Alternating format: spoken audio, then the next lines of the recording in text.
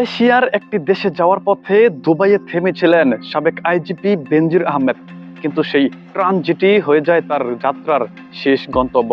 বিমানবন্দরের এআই চালিত face recognition ব্যবস্থায় শনাক্ত হওয়ার পর ইন্টারপোলের তথ্যের সঙ্গে মিলিয়ে তাকে গ্রেফতার করে দুবাই পুলিশ সদর দপ্তরের সূত্র জানায়, আটককালে তার কাছে বাংলাদেশ, পর্তুগাল ও সংযুক্ত আরব আমিরাতের 3টি পাসপোর্ট পাওয়া যায়।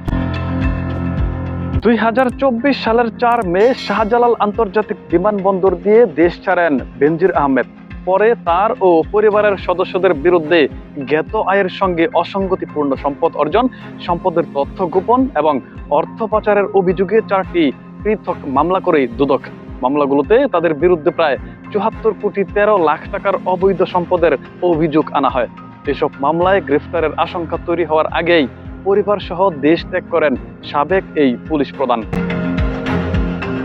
এরপর 2025 সালের 10 ফেব্রুয়ারি দুদকের আবেদনের ভিত্তিতে ঢাকা মহানগর সিনিয়র স্পেশাল জজ আদালত বেনজির আহমেদের বিরুদ্ধে ইন্টারপোলের রেড নোটিশ জারির নির্দেশ দেন।